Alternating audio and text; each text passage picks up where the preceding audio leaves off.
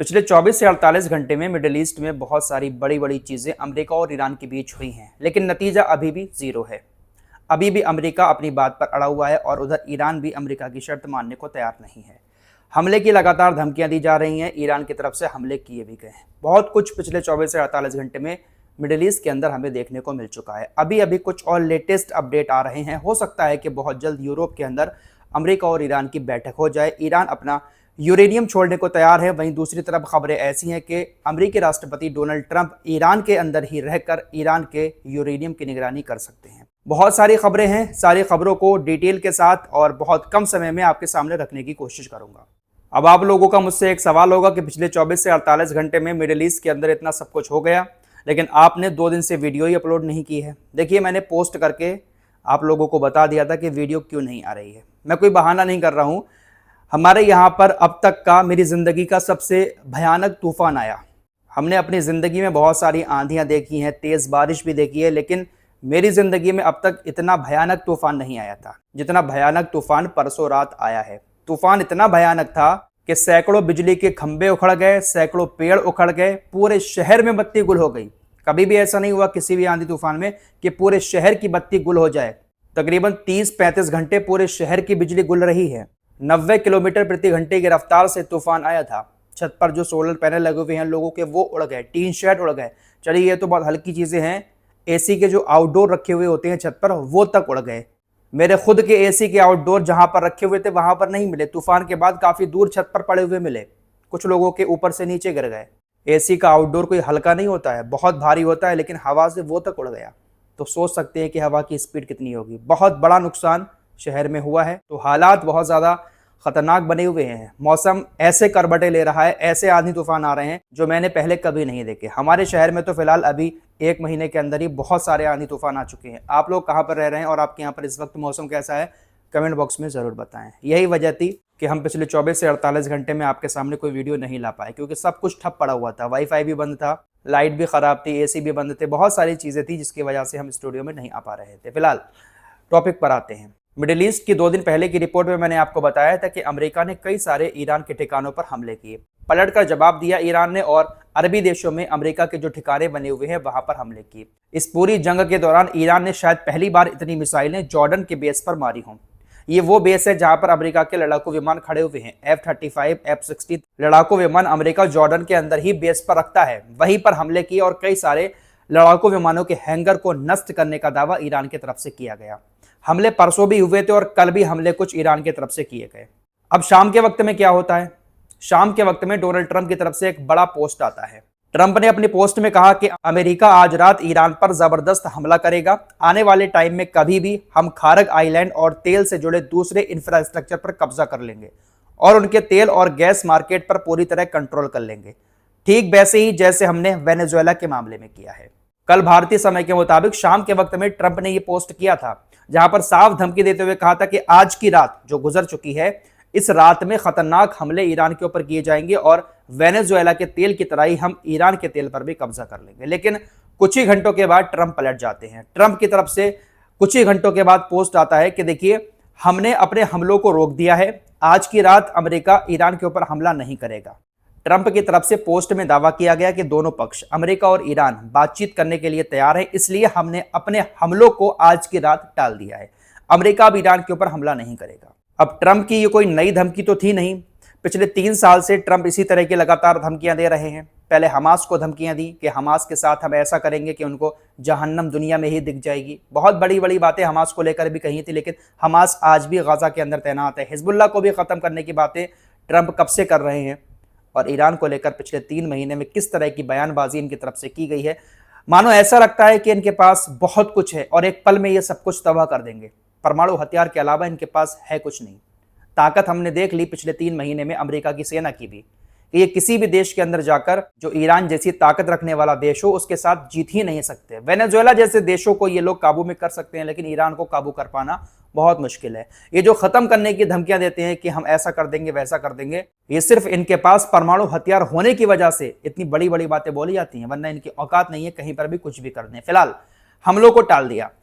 अभी कुछ देर पहले सुबह के वक्त में अब ट्रंप ने एक बार फिर से बड़ा दावा किया है। ट्रंप ने कहा है कि देखिए, दोनों देशों के बीच डील हो गई है।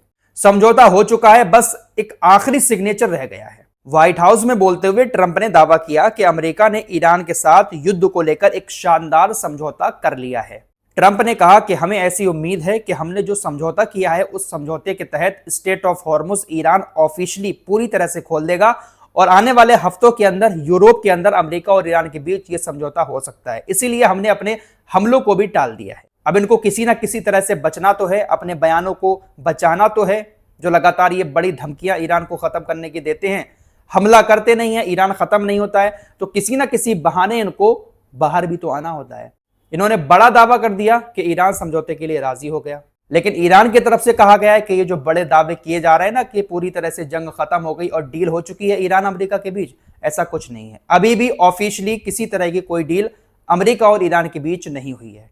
ट्रंप की तरफ से बड़ी बड़ी बातें फेंकते हुए ऐसा दिखाया जा रहा है जैसे मानो डील हो ही चुकी है। ट्रंप का कहना है कि कतर, बहरीन, सऊदी अरब, कुवैत, इजराइल, ये तमाम देश बीच में हैं। इन सभी देशों से हम बातचीत कर रहे हैं और बहुत जल्द यूरोप के अंदर ईरान और अमेरिका के बीच समझौता फाइनल होने वाला है। लेकिन ईरान कह रहा है कि अभी तक कुछ भी फाइनल नहीं हुआ है। अब इन्हीं सारी खबरों के बीच अमेरिकी अखबार एक्सियोस ने एक बड़ा दावा करते हुए यह कहा है कि डोनाल्ड ट्रंप इस डील को कामयाब बनाने के लिए ईरान को थोड़ी सी रियायत दे सकते हैं कि ईरान अपने यूरेनियम को अपने देश के अंदर ही रख सकता है। एक्सियोस ने कहा कि ट्रंप को ऐसा लगता है कि ईरान यूरेनियम की वजह से समझौता नहीं कर पा रहा है। ट्रंप ऐसा मन बना रहे हैं कि यूरेनियम को ईरान के अंदर ही रखा जाए, लेकिन यूनाइटेड नेशंस के इंस्पेक्टरों की निगरानी में रखा जाए। अमेरिकी मीडिया हाउस एक्सियोस ने कहा कि एक तरफ डोनाल्ड ट्रंप पब्लिकली दुनिया को यह बता रहे हैं कि ईरान यूरेनियम नहीं रख सकता, हम ईरान के यूरेनियम को खत्म कर देंगे। वहीं दूसरी तरफ समझौते को लेकर डोनाल्ड ट्रंप की सोच ऐसी है कि समझौता होना चाहिए ईरान और अमेरिका के बीच, भले ही ईरान अपने यूरेनियम को अपने देश के अंदर रखे, लेकिन यूनाइटेड नेशंस के इंस्पेक्टरों की देखरेख में ईरान अपने यहां पर उसको रख सकता है। इस बात की इजाजत डोनाल्ड ट्रंप ने दे दी है। तो यहां पर एक चीज क्लियर होती हुई नजर आ रही है कि ईरान अपने यूरेनियम को अमेरिका को किसी भी हाल में देगा नहीं। डोनाल्ड ट्रंप चाहे कुछ भी कर लें, कितनी भी बड़ी बड़ी धमकियां दे दे, लेकिन अमेरिका को अपना यूरेनियम ईरान नहीं देगा। समझौता करके ईरान के अंदर ही निगरानी में अमेरिका भले ही रखवा दे, लेकिन अमेरिका ईरान का यूरेनियम नहीं ले जा सकता। फिलहाल डोनाल्ड ट्रंप ने व्हाइट हाउस के अंदर बैठकर जो बड़ी बातें बोली हैं कि अमेरिका और ईरान के बीच एक शानदार समझौता हो चुका है, उस समझौते को लेकर मीडिया ने जो चीजें दिखाई हैं उसमें यह बताया गया है कि समझौता होने के 30 दिन के अंदर अंदर अमेरिका अपनी नाकेबंदी को हटा देगा स्ट्रेट ऑफ हॉर्मुज से, और स्ट्रेट ऑफ हॉर्मुज को ईरान पूरी तरह से खोल देगा। और जो यूरेनियम वाला मामला है उस पर आने वाले 60 दिनों के अंदर बातचीत शुरू होगी। फिलहाल जंग बंद करने के लिए जो समझौता है वो स्ट्रेट ऑफ हॉर्मुज पर है। बाकी रही बात ईरान के पैसे की, जो अमेरिका ने दूसरे देशों की बैंकों में फ्रीज कर रखा है, अभी तक उस पर डोनाल्ड ट्रंप की तरफ से कुछ नहीं कहा गया है। ऐसी चीजें सामने आ रही हैं, अमेरिका के अधिकारी जो वित्त मंत्री हैं वो कह रहा है कि अगर ईरान मिडिल ईस्ट में अरबी देशों को नुकसान पहुंचाता है, उनके इंफ्रास्ट्रक्चर को खत्म करने की कोशिश करता है, तो जो नुकसान अरबी देशों को होगा वो नुकसान ईरान के पैसे को निकालकर पूरा किया जाएगा। ईरान का जो पैसा फ्रीज किया हुआ है अमेरिका ने, उस पैसे को निकालकर अरबी देशों के इंफ्रास्ट्रक्चर को ठीक किया जाएगा। साथ ही साथ अमेरिका को जो नुकसान हो रहा है, अमेरिका भी उस नुकसान की भरपाई ईरान के पैसे से ही करेगा। यह खबर आपको बता चुका हूं, लेकिन वित्त मंत्री जो अमेरिका का है उसने एक बार फिर से यह बात बोली है। फिलहाल कुल मिलाकर बात यह है कि ट्रंप की तरफ से जितनी बातें बोली जा रही हैं, कभी हमला करने की बात होती है, कभी हमला बंद करने की बात होती है, और कभी कहते हैं कि समझौता हो गया। ये सारी की सारी मनगढ़ंत बातें हैं, कहीं ना कहीं पूरी तरह से ये हार से बौखला चुके हैं। ज्यादा बड़ी बड़ी बातें नहीं कर रहा है ईरान, सिर्फ इतना कर रहा है कि अगर ईरान को ये लोग छेड़ रहे हैं, ईरान पर हमला कर रहे हैं, तो ईरान पलट कर उसका जवाब दे रहा है। बाकी ईरान की तरफ से ना तो समझौते को लेकर लगातार बातें सोशल मीडिया पर बोली जा रही है कि हम समझौता कर रहे हैं, ये कर रहे हैं, वो कर रहे हैं, ना ही हमलों की बार बार धमकियां दी जा रही है। ईरान खामोशी के साथ बैठा हुआ है, अपने काम में लगा हुआ है, और अगर इनकी तरफ से कोई हमला किया जाता है ईरान की तरफ से पलटकर फौरन उसका जवाब दे दिया जाता है। यहां से एक बात दुनिया को समझ में आ चुकी है कि इस वक्त जो ज्यादा फड़फड़ा रहा है, दुनिया के सामने ज्यादा बड़ी बड़ी बातें फेंक रहा है, कहीं ना कहीं वही हारा हुआ इंसान है। ईरान शांति के साथ बैठा है, कुछ नहीं कर रहा है, ज्यादा स्टेटमेंट ईरान की तरफ से नहीं आ रहे हैं कि अमेरिका को खत्म कर देंगे, इजराइल को खत्म कर देंगे, कुछ नहीं कहा जा रहा है। लेकिन ये लोग लगातार उल्टी सीधी बातें, बड़बोली बातें इनकी तरफ से बोली जा रही हैं। फिलहाल अभी भी मामला जीरो पर ही अटका हुआ है। अमेरिका ईरान के बीच किसी तरह की कोई डील ऑफिशियली फाइनल नहीं हुई है, कोई समझौता पूरी तरह से फाइनल नहीं हुआ है, और ना ही ये जंग अभी पूरी तरह से खत्म हुई है। अमेरिका इजराइल छेड़ेंगे तो ईरान पलटवार जरूर करेगा। इस रिपोर्ट में इतना ही, कुछ और खबरों के साथ फिर हाजिर होऊंगा। अपना ख्याल रखिएगा और दुआ कीजिएगा। अल्लाह हाफिज़।